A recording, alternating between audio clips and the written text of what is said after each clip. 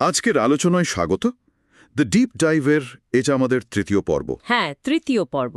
আর আজ আমরা শ্লোক চৌহানের লেখা starting and running a change making project বইটা থেকে কিছু জরুরি বিষয় নিয়ে কথা বলবো। একদম। আমাদের লক্ষ্যটা হলো একটা ভালো আইডিয়াকে, একটা ভাবনাকে কি করে ধাপে ধাপে একটা সত্যিকারের উদ্যোগে, একটা কার্যকরী প্রজেক্টে নিয়ে যাওয়া যায়, সেটার একটা পথ দেখানো। কারণ পরিবর্তন মানেই তো সবসময় বিশাল কোনো সংস্থা বা সরকারি উদ্যোগ নয়, তাই না? না, একেবারেই না। অনেক সময়ই সাধারণ ছাত্রছাত্রীরা আমাদের বয়সী ছেলেমেয়েরা তাদের চারপাশে অনেক সমস্যা দেখে আর সেগুলো নিয়ে ভাবে। ঠিক। আর সেই ভাবনা থেকেই কিন্তু অনেকে দারুণ সব কাজ করে ফেলে, ছোট ছোট উদ্যোগ নেয়। এটাই তো চেঞ্জ মেকার হওয়া, ছোট করেই শুরু করা, কিন্তু আইডিয়াগুলোকে বাস্তবে রূপ দেওয়া। একদম। আর এই যে চেঞ্জ মেকিং প্রজেক্ট, এটা কিন্তু শুধু একটা কাজ করে দিলাম এমন নয়, এটা একটা পুরো যাত্রা, একটা প্ল্যানিং আছে এর পেছনে। কিরকম? যেমন ধরো, সমস্যাটা ঠিক কি সেটা আগে ভালো করে বোঝা, তারপর সেটার জন্য একটা সমাধান তৈরি করা, আর সবশেষে সত্যি কতটা প্রভাব পড়ল, কতটা পরিবর্তন এলো সেটা মাপা। এই পুরোটা মিলেই হলো একটা চেঞ্জ মেকিং প্রজেক্ট। বেশ, তাহলে একদম গোড়া থেকে শুরু করি। এত সমস্যা চারপাশে, কোনটা নিয়ে কাজ শুরু করা উচিত? ঠিক প্রজেক্টটা বাঁচব কি করে? এটা খুব খুব জরুরি প্রশ্ন, কারণ শুরুতেই যদি ভুল প্রজেক্ট বেছে নেওয়া হয় তাহলে আগ্রহটা থাকে না বেশি দিন। ঠিক। তাই প্রথম কাজ হলো চারপাশটা একটু মন দিয়ে দেখা। নিজের স্কুল, নিজের পাড়া, খেলার মাঠ, কোথায় কি অসুবিধা চোখে পড়ছে। যেমন ধরো, ক্লাসরুমের বাইরে হয়তো অনেক নোংরা জমে থাকে, বা স্কুলের পর ছোট ক্লাসগুলোর বাচ্চারা হয়তো নিরাপদে বাড়ি ফিরতে পারে না, কিংবা ধরো পুরনো বইপত্র আদান প্রদানের কোনো ভালো ব্যবস্থা নেই। এরকম অনেক কিছুই হতে পারে। অনেক কিছুই তো চোখে পড়ে, কিন্তু এতগুলোর মধ্যে থেকে কোনটা বাঁচব? বাছার সময় কি কি ভাবা উচিত? নিজের ভালো লাগাটাই কি সব?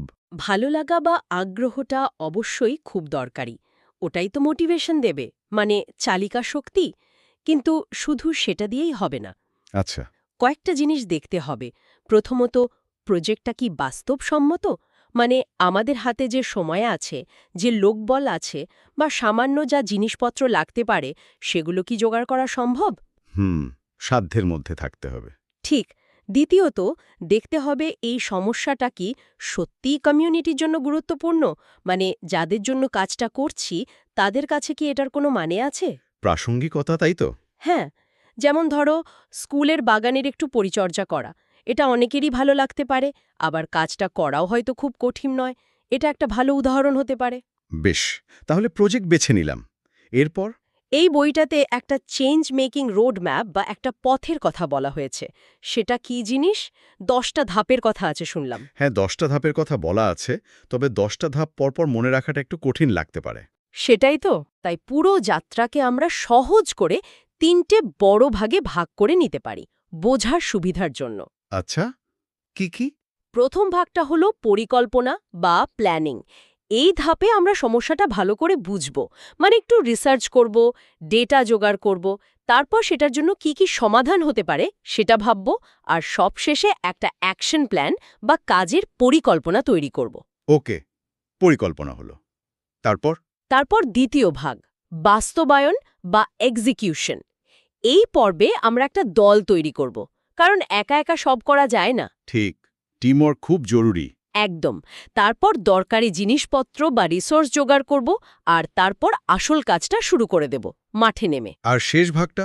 শেষ ভাগটা হলো মূল্যায়ন ও বিস্তার বা ইভ্যালুয়েশন অ্যান্ড স্কেলিং। কাজ তো করলাম, কিন্তু তাতে লাভ কি হলো, কতটা প্রভাব পড়ল, সেটা আমাদের মাপতে হবে। সাফল্য এলে সেটা উদযাপন করতে হবে, আর পুরো অভিজ্ঞতাটা আমরা কি শিখলাম সেটা অন্যদের সঙ্গে ভাগ করে নিতে হবে, যাতে অন্যরাও শিখতে পারে। বাহ, এভাবে ভাগ করে বলায় ব্যাপারটা অনেক সহজ মনে হচ্ছে। পরিকল্পনা, বাস্তবায়ন আর মূল্যায়ন। হ্যাঁ, মোটের ওপর এই 3টে ধাপ। আচ্ছা, এই বইতে দেখলাম কিছু টুলস বা টেমপ্লেটের কথাও আছে, যেমন SWOT অ্যানালাইসিস, প্রবলেম ট্রি। এগুলো কি ব্যবহার করা খুব দরকার বা খুব কঠিন? কঠিন একেবারেই না। এগুলো আসলে আমাদের ভাবনাগুলোকে একটু গুছিয়ে নিতে সাহায্য করে, কাজটা অনেক অর্গানাইজড হয়। যেমন প্রবলেম ট্রি জিনিসটা কি? প্রবলেম ট্রি খুব মজার একটা টুল। ধরো তুমি যে সমস্যাটা নিয়ে কাজ করতে চাও সেটাকে একটা গাছের কাণ্ড হিসেবে আঁকলে। আচ্ছা। এবার ভাবো এই সমস্যাটা কেন হচ্ছে, এর পেছনে কারণগুলো কি কি। সেই কারণগুলো হলো গাছের মূল। যত গভীরে কারণ খুঁজতে পারবে তত ভালো। মানে মূল কারণগুলো খুঁজে বের করা। ঠিক। আর এই সমস্যার ফলে কি কি অসুবিধা হচ্ছে, কাদের ওপর প্রভাব পড়ছে, সেই ফলাফলগুলো হলো গাছের ডালপালা। ও, বেশ ইন্টারেস্টিং তো। হ্যাঁ, এটা আঁকলে সমস্যাটার পুরো ছবিটা চোখের সামনে চলে আসে, শুধু ওপর না দেখে গোড়া থেকে বোঝা যায়। আর সোয়াট, ওটা কি? সোয়াট হল 4টে জিনিসের প্রথম অক্ষর: স্ট্রেংথ, শক্তি; উইকনেস, দুর্বলতা; অপরচুনিটি, সুযোগ; আর থ্রেট, ঝুঁকি। হুম। মানে তোমার প্রজেক্ট বা তোমার দলের শক্তি কি কি আছে, দুর্বলতায় বা কি, বাইরে থেকে কি কি সুযোগ আসতে পারে, আবার কি কি ঝুঁকি বা বাধা আসতে পারে। এই 4টে দিক ভালো করে ভেবে নিলে পরিকল্পনা করতে খুব সুবিধে হয়। তার মানে এই টুলসগুলো আমাদের কাজটাকে আরও পরিষ্কার আর গোছানো করে তোলে। একদম পেশাদার একটা অ্যাপ্রোচ আসে। কিন্তু এত পরিকল্পনা, এত টুলস, আসল লক্ষ্য তো সেই পরিবর্তন আনা, তাই না? বাস্তব জীবনে প্রভাব তৈরি করা। ঠিক তাই, ওটাই আসল। বইটাতে একটা কথা আমার খুব ভালো লেগেছে, যে হয়তো 2000 জনকে সাহায্য করব বলে শুরু করলাম, কিন্তু পারলাম না। তার চেয়ে মন থেকে যদি 20 জনকেও ঠিকঠাক সাহায্য করতে পারি, সেটাও অনেক বড় ব্যাপার। একেবারে খাঁটি কথা। কোয়ান্টিটি থেকে কোয়ালিটি অনেক সময় বেশি জরুরি। আর প্রভাবটা যেন শুধু একদিনের জন্য না হয়। মানে ধারাবাহিকতা। হ্যাঁ, ধারাবাহিকতা। যেমন ধরো, একদিন স্কুল পরিষ্কার করলাম, ছবি তুললাম, খুব ভালো লাগলো, কিন্তু পরের সপ্তাহে যদি আবার আগের মতো নোংরা হয়ে যায়, তাহলে তো আসল সমস্যার সমাধান হলো না। ঠিক। তাই চেষ্টা করতে হবে যেন একটা দীর্ঘস্থায়ী পরিবর্তন আসে। আর এর জন্য খুব জরুরি হলো স্টেক হোল্ডারদের যুক্ত করা। স্টেক হোল্ডার মানে? মানে যাদের এই প্রজেক্টে কোনো না কোনোভাবে স্বার্থ জড়িত আছে বা যারা সাহায্য করতে পারে, যেমন শিক্ষক, অভিভাবক, বন্ধু, স্কুলের কর্মচারী, এমনকি স্থানীয় দোকানদার বা ক্লাবের দাদারাও হতে পারে। ও আচ্ছা, যাদেরকে পাশে পেলে কাজটা সহজ হয়। ঠিক, তাদের পাশে পেলে, তাদের সহযোগিতা পেলে কাজটা অনেক দূর এগিয়ে নিয়ে যাওয়া যায় আর টিকে থাকে। কিন্তু আমরা যে সত্যিই প্রভাব ফেলছি, অন্যদের জীবনে বা পরিবেশে কোনো পরিবর্তন আনছি, সেটা বুঝব কি করে? মানে কাজ তো করে যাচ্ছি, কিন্তু ফল কি হচ্ছে? এই প্রভাব মাপার কোনো সহজ উপায় আছে? প্রভাব মাপাটা কিন্তু খুব জরুরি, না হলে বোঝা যাবে না আমাদের চেষ্টাটা আদৌ কাজে আসছে কিনা বা কোথায় বদল আনা দরকার। কিভাবে মাপব? দুরকমভাবে মাপা যেতে পারে। একটা হলো পরিমাণগত বা কোয়ান্টিটেটিভ, মানে সংখ্যা দিয়ে মাপা। যেমন? যেমন কজন ছাত্রছাত্রী নতুন বসানো রিসাইক্লিং বিনটা ব্যবহার করছে, আমরা কটা গাছ লাগালাম, কজন ওয়ার্কশপে অংশ নিল, এরকম সংখ্যা দিয়ে। আচ্ছা, আর অন্যটা? অন্যটা হলো গুণগত বা কোয়ালিটেটিভ। এটা সংখ্যা দিয়ে মাপা যায় না, কিন্তু বোঝা যায়। যেমন মানুষের অনুভূতি, তাদের মনোভাব বা অভ্যাসের পরিবর্তন। সেটা কিভাবে বুঝব? তাদের সঙ্গে কথা বলে, তাদের মতামত নিয়ে ফিডব্যাক, বা তাদের আচরণ পর্যবেক্ষণ করে। যেমন প্রজেক্টের ফলে ছাত্রছাত্রীদের মধ্যে কি পরিবেশ নিয়ে সচেতনতা বেড়েছে, তারা কি এখন কম প্লাস্টিক ব্যবহার করছে, তাদের কথা বা কাজ থেকে সেটা বোঝা যাচ্ছে কিনা। আগের আর পরের অবস্থার ছবি বা ভিডিও তুলে রাখলেও তো পরিবর্তনটা দেখানো যায়। অবশ্যই, সেটাও একটা ভালো উপায়। ডেটা, মানুষের কথা, ছবি, এ সব কিছু মিলেই প্রভাবটা বোঝা যায়। তার মানে শুধু কাজ করে গেলাম তা নয়, ফলাফলটাকেও মন দিয়ে দেখতে হবে। আর পুরো ব্যাপারটা তো একটা চলমান প্রক্রিয়া, তাই না? একবার করে থেমে যাওয়ার মতো নয়। একদমই তাই। চেঞ্জ মেকিং একটা জার্নি। এখানে শেখার কোনো শেষ নেই। কাজ করতে গিয়ে আমরা নতুন জিনিস শিখব, ভুল করব, আবার সেই ভুল থেকে শিখব। অন্যদের কাছ থেকে ফিডব্যাক নেওয়াটা খুব জরুরি তাহলে। খুব জরুরি। নিয়মিত ফিডব্যাক নেওয়া, নিজেদের কাজের মূল্যায়ন করা, প্রয়োজনে পরিকল্পনা বদলানো, এগুলো প্রজেক্টটাকে বাঁচিয়ে রাখে আর উন্নত করে। এমনকি ব্যর্থতা থেকেও অনেক কিছু শেখা যায়। আর সাফল্যগুলো? ছোট ছোট সাফল্যগুলো অবশ্যই দলের মধ্যে উদযাপন করা উচিত।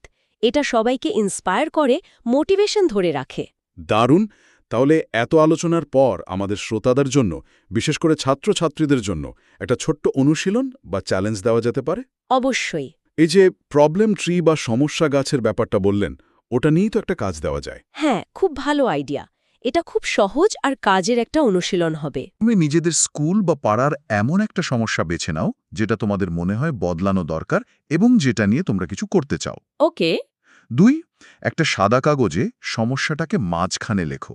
এটাই হবে তোমাদের গাছের কাণ্ড। ঠিক আছে। 3, এবার একটু ভাবো কেন এই সমস্যাটা হচ্ছে, এর পেছনের কারণগুলো কি কি।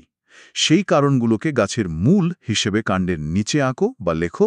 যতগুলো কারণ মনে আসে সব লেখো। কারণগুলো হলো মূল। হ্যাঁ। 4, এবার ভাবো এই সমস্যার ফলে কি কি খারাপ হচ্ছে, কাদের অসুবিধা হচ্ছে। সেই ফলাফল বা প্রভাবগুলোকে গাছের শাখা হিসাবে কাণ্ডের ওপরে আঁকো বা লেখো। ফলাফলগুলোর শাখা। ঠিক। 5, এই যে পুরো সমস্যা গাছ বা প্রবলেম ট্রিটা তৈরি হলো, এটা এবার বন্ধুদের সাথে বা দলের অন্যদের সাথে শেয়ার করো। এটা নিয়ে আলোচনা করো। বাহ, এটা করলে কি হবে? এটা করলে দেখবে সমস্যাটা নিয়ে তোমাদের ধারণাটা অনেক পরিষ্কার হয়ে গেছে। শুধু ওপরের ফলাফলগুলো নয়, ভেতরের আসল কারণগুলোও তোমরা ধরতে পারছো। আর সমাধান খোঁজাটাও সহজ হবে। দারুণ অনুশীলন। এটা সত্যিই সাহায্য করবে সমস্যার গভীরে যেতে। আশা করি করবে। তাহলে আজকের এই পুরো আলোচনা থেকে আমরা কি বুঝলাম? চেঞ্জ মেকিং বা পরিবর্তন আনাটা আসলে শুধু একটা কাজ শেষ করা নয়। না, একদমই নয়। এটা আসলে একটা মানসিকতা তৈরি করা। সমস্যা দেখে পিছিয়ে না গিয়ে সেটা সমাধানের একটা সৃজনশীল পথ খোঁজা, অন্যদের সঙ্গে নেওয়া, অনুপ্রাণিত করা। আর নিজেদের মধ্যে এই বিশ্বাসটা তৈরি করা যে হ্যাঁ, আমরাও পারি। একজন ব্যক্তি বা একটা ছোট দলও কিন্তু সত্যি সত্যি একটা পার্থক্য তৈরি করতে পারে। যদি সারসংক্ষেপ করতে বলা হয় তাহলে মূল বিষয়গুলো কি দাঁড়ালো? আমার মনে হয় কয়েকটা মূল পয়েন্ট হলো: 1, এমন একটা প্রজেক্ট বা সমস্যা বাছা যেটা নিয়ে তোমার আগ্রহ আছে এবং যেটা বাস্তবসম্মত। 2, একটা স্পষ্ট রোডম্যাপ বা পথ ধরে এগোনো, মানে পরিকল্পনা, বাস্তবায়ন, মূল্যায়ন। 3, কিছু সহজ টুলস ব্যবহার করা যাতে কাজটা গোছানো হয়। 4, শুধু কাজ করা নয়, আসল প্রভাবে মানে কোয়ালিটির ওপর জোর দেওয়া। 5, কতটা প্রভাব পড়ল সেটা মাপা। আর 6, পুরো যাত্রাপথে শেখা, মানিয়ে নেওয়া আর লেগে থাকা।